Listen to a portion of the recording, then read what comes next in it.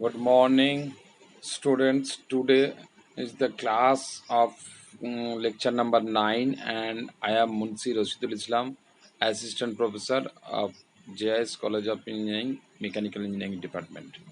Now, today's lecture based on the design, and that design paper means design subject, that is actually the design of machine elements, and paper code is ME 503. Now let us see the main content that I discussed today's classes. So that is actually the design of shafts. So design of shafts. So first of all, you have to know that the what is shaft, why it is used, what are the basic purpose of using this shaft, etc. So first of all, shaft is a mechanical member or mechanical component which is used to transmit or torque, to transmit power or torque from one place to another place. So that is actually the medium of transmitting power or torque, that is the based on the requirement of any objective material. So now let us see the what are the different types of shafts that we used in the design components. So first of all, mainly two types of shafts that we used in the design purposes. First one is solid shaft or only strip shaft, and number two is hollow shaft. So solid shaft and hollow shaft. Hollow solid shaft means the shaft solid shaft means that shaft that is actually based on the material of whole the body are in full in material, that is the solid shaft. And hollow shaft means the outside diameter is given, but inside diameter also be given, but only the hollow portion inside the cylinder, inside the shaft, that is actually the shaft. Now now we can see the why shaft is used for the purpose of different mode of transmitting torque and power. So mainly, so shaft is a rotating device or elements which is actually in circular cross section, may be circular or rectangular, but most of the cases it can be circular. Solid or hollow, that I already explained. Mainly solid shafts and hollow shaft are available in the market, and that is actually used for the transmitting of power and the rotating motion or torque. It is basically machine elements such as gears, pulley, and flywheel, and etc., where the most of the component that is actually transmitting power from the driving shaft to the driven shaft. Now, the next process that can be explained is actually the keys, fin, and spine that is actually attached to the shaft, and that is actually the component of the supporting elements that also be used for the shaft design. Now, next, the shaft rotates on rolling contact bearing and bush bearing. So, rolling contact bearing and bush bearing, that is actually based on the basic component, and the basic component obviously on the bushes of the bearing. So, let us see the various types of threads. Thread means various types of thrust bearing, and also the grooves and the shaft bearing. Now, the last component is actually the coupling. So, shaft coupling means obviously the shaft is a rotating device or rotating parts that is actually the best. So, coupling is also a component which is actually used to clamp or to hold the shaft in the actual alignment position, that is actually used for the purpose of the holding, as a holding device to hold the shaft from driving shaft to the driven shaft. Drive shaft means the motor obviously, and driven shaft means the gearbox where the power and torque to be engaged. Now let us see, the connecting shaft is loaded in primary torsion. That means here is a schematic diagram of connecting shaft.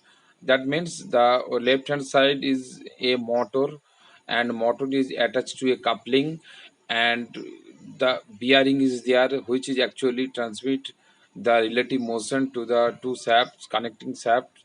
And next is the long part of the elements that is actually based on the shaft. And next the power transmit to the from the motor to the driven member. That driven member means actually the a member which is actually received all the torque and power, and that is actually the based on the design purpose, mainly on the gearbox or any other component which is actually achieve the most of the torque and the power, and that is actually supplied by the driving shaft. And driving shaft means the supply conditions obviously through the shaft, and the source is actually the motor, and actually it is actually based on the connecting shaft. Now next, the combined bending and torsion loads on shaft and carrying the gear. That means actually that is actually a diagram, and which is actually based on the different cases, which means the different diagram problems, and which is actually a gear which is located on the shaft, and that shaft carry a different types of loads, and that loads may be based on the um, torque load position, and that torque load position from the power and the rpm of the torque, which is actually based on the stress, different types of shear stresses, and which is actually from the torque and diameter conditions, and that is actually the ft. If I noted that the ft is the tangential load, so that tangential load is actually two times of total torque by the diameter of the shaft. That is actually the conditions of the whole position of the conditions of the gear, and also the shaft. And it is basically based on the radial load and the tangential load obviously on the both side of the direction, which is actually preferable in the different cases. And that different cases, if you see the main picture, that main picture, that is actually the two shafts and two gears are there. One gear is attached to the both the shaft, and another gear is fixed to the another shaft. That is actually the main conditions of the combined bending and torsion loads on the shaft bearing. Now next, loads on shaft due to pulley. Obviously, another point is there, that is actually the pulley. So here two types of pulley are there. One is big pulley, another is small pulley. So both the RPM will be different. So both the RPM will be different. So obviously the tension will be the different. So if the tension and the maximum distance will be calculated, so maximum torque will easily available. So that torque is easily calculated, or means maximum tension will be calculated in terms of the two different tension, and tight side and slack side tension, and in terms of the with due reference with some distance between the two pulleys. So that I multiplied the list means the that means the difference between the two tension into the distance between the two pulleys. If I multiply it, then the maximum time, maximum tension, or maximum torque will be calculated between the two pulleys. And here are the one example, how can I calculate the maximum tension and minimum tension with reference to the radius of the pulleys. and that is actually calculated in the two objectives, two means two component. One is vertical component, another is a horizontal component, and that I already mentioned in the problem. Next in torque and bending moment diagram for the pulley system. Here are the two diagrams are there. One is bending diagram and another is bending torque diagram. So from the horizontal forces and vertical forces, means the horizontal forces that I calculated in the terms of Fh, and the vertical forces calculated in terms of Fv. So bending moment obviously in Mh, means the notation of moment Mh, and the notation of vertical moment, that is Mv. So resultant moment that I calculated in easily from the equation. That equation is root over of mh square plus mb square. Now the whole section, that means whole section can be calculated in terms of the right hand side in uppermost diagram, that the tension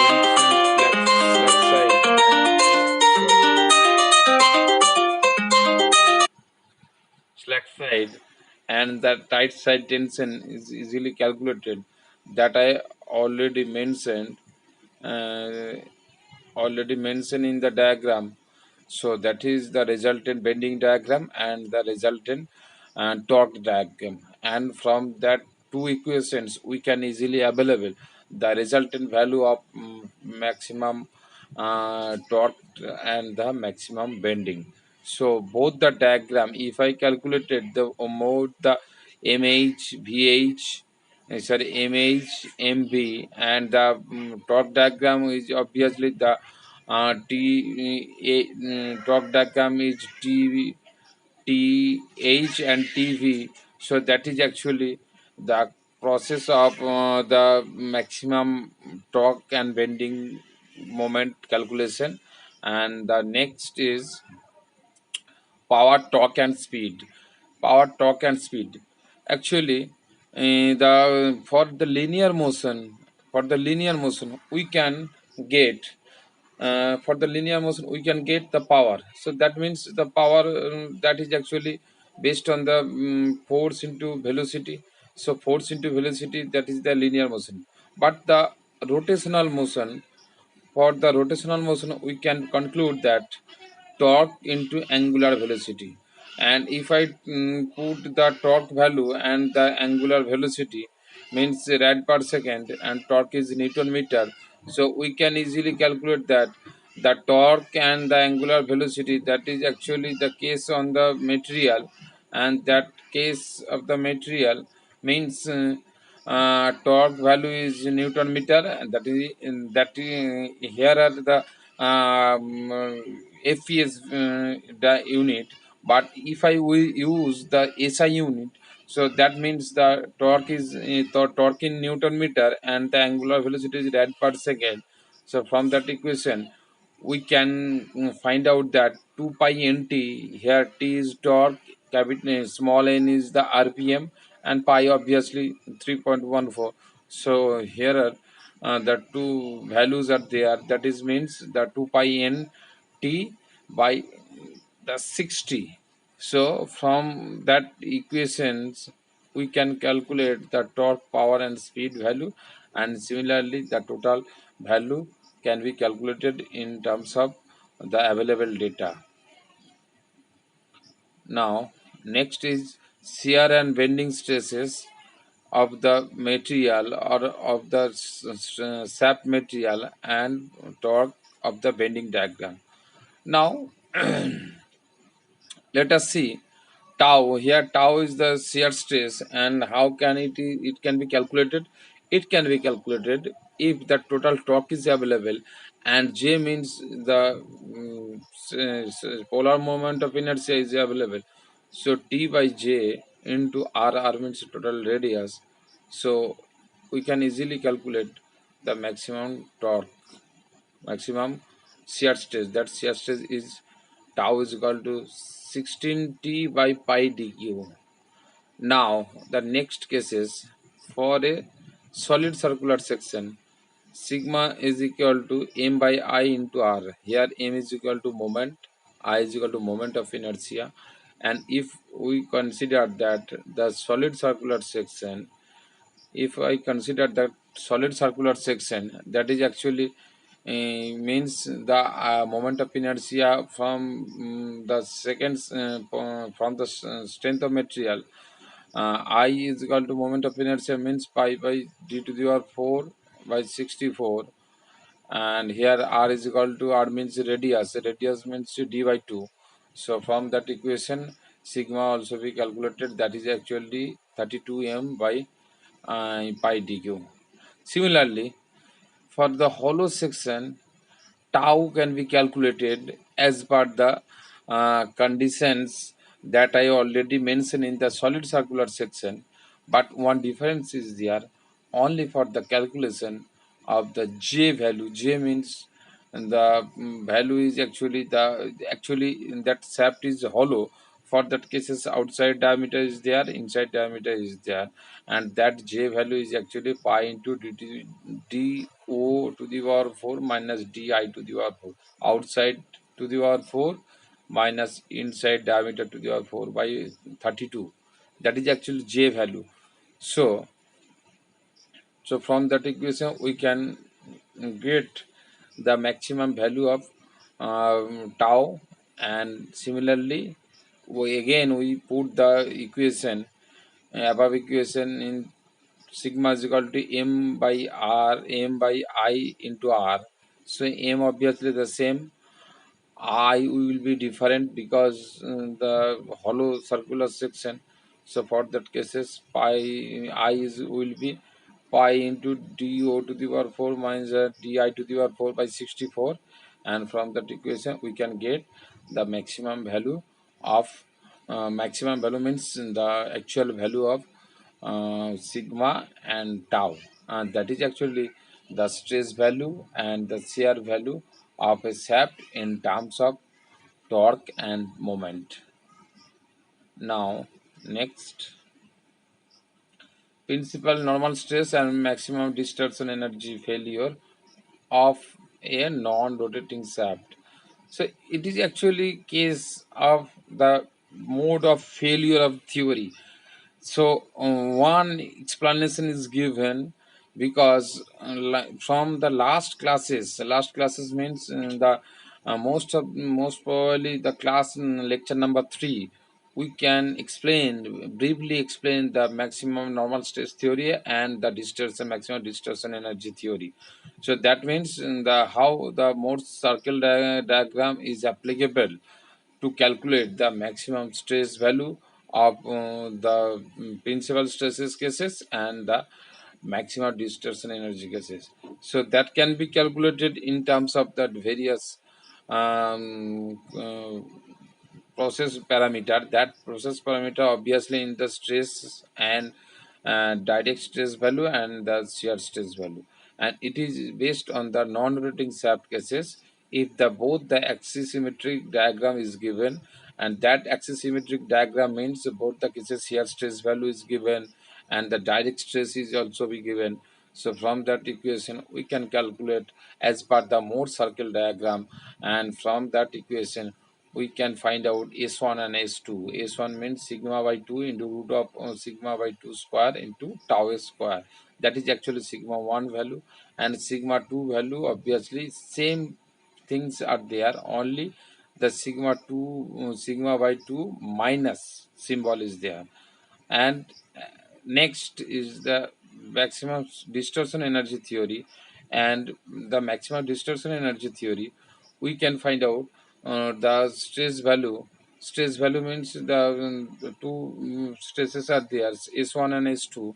So maximum shear stress distortion energy theory, S1 square plus S2 square minus S1 into S2, and that is actually the case of the axisymmetric and axisymmetric diagram of Morse circle.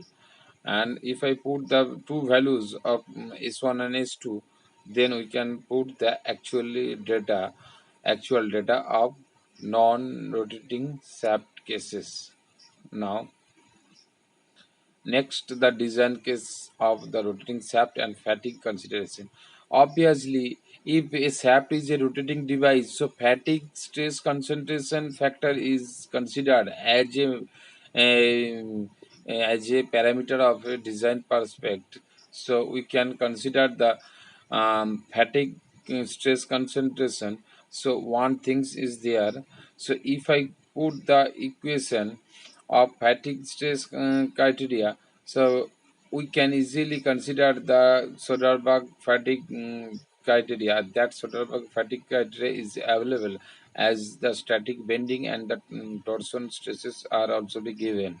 So from that equation, if I see the actually Morse circle, and that is actually in the diagram of average value of stresses and the radial stress value or torsional stress value. So actual cases is there in the equivalent stresses system.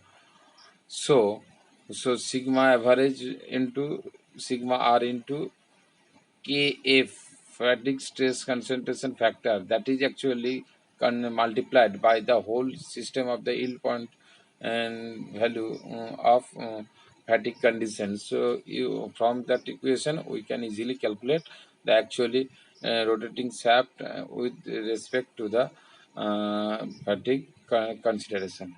Now the next is the bearing mounting consideration and stress concentration. So bearing mounting, here are different types of figure are there. That figure is actually based on the bearing that is actually used for the relative motion to be supplied to the sap component. That sap component is actually the material, and bearing is mountings that is actually hold the sap material in terms of the different cases of the different phase. That phase is actually the first phase is sharp radius, large diameter undercut with respect to the some stress flow value.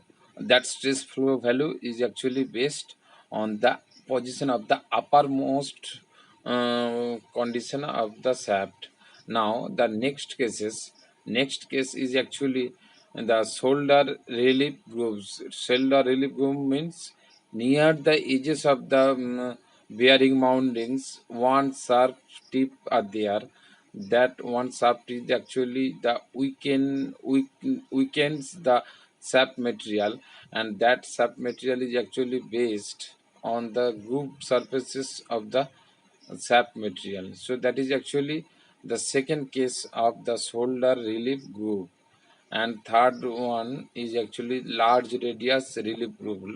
Large radius relief group means here we see that the third case is actually the case where the left hand portion means the uh, radius of the right hand side of the shaft is lower than the previous value, because here the large radius relief value is less than the middle cases, because it is actually the case of the material where the minimum radius flow is there and maximum is available in the left hand side.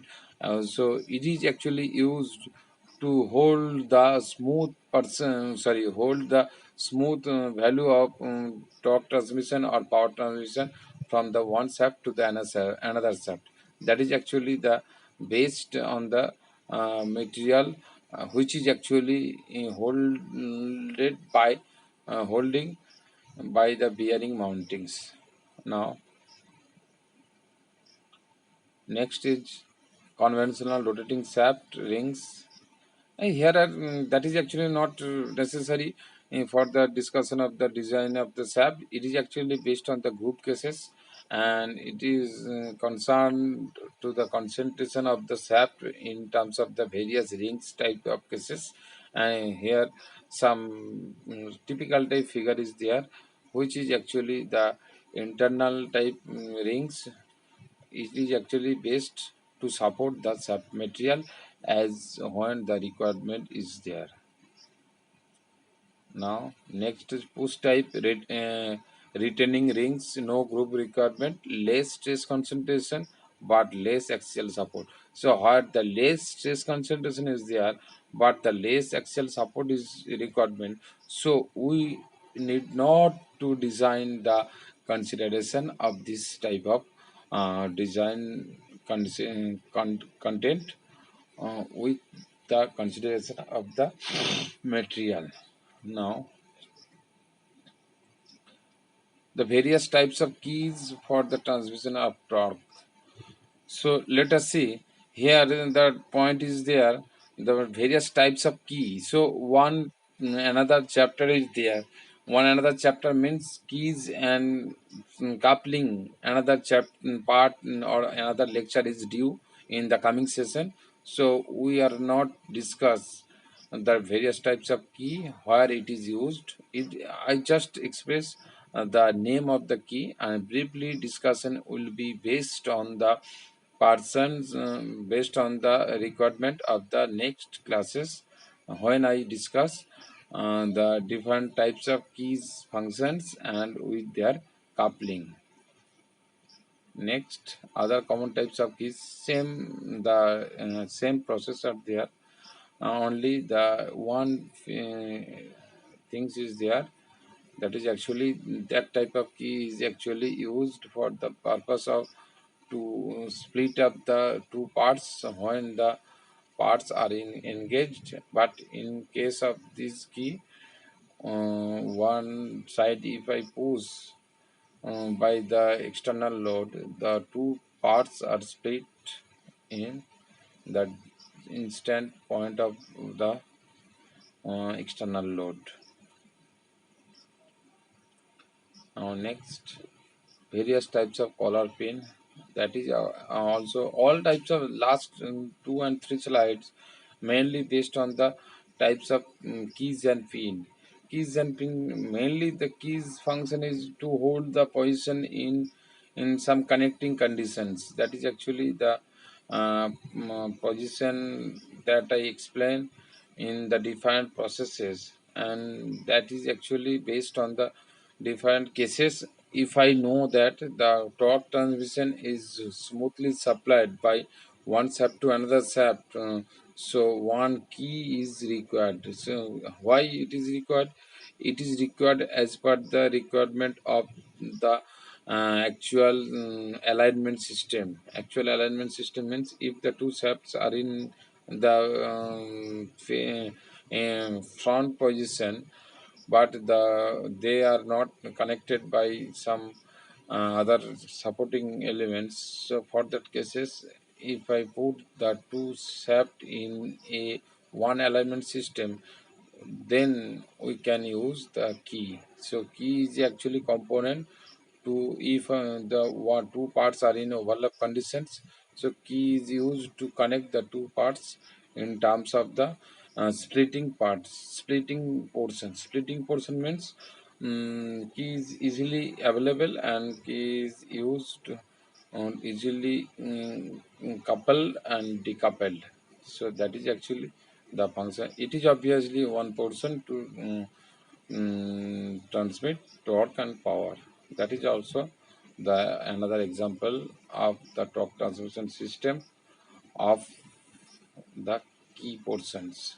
Now, the last but not the least, that is actually the integrated splines in the hub and shaft axial in motion of transmission torque.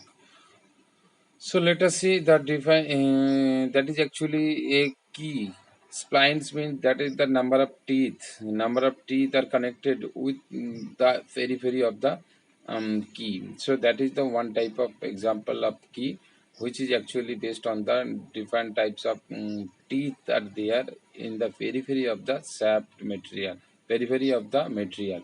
So suppose 4 spline, 6 spline, 10 spline, 16 spline, that means the number of serpent teeth area are actually the spline.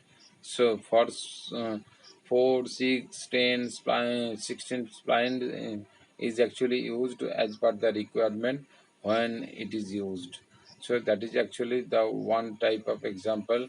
So all keys and splines are actually rise to the stress concentration in the hub and the shaft when the shaft and hub are in connected in a aligned system. So that's all to the today's session.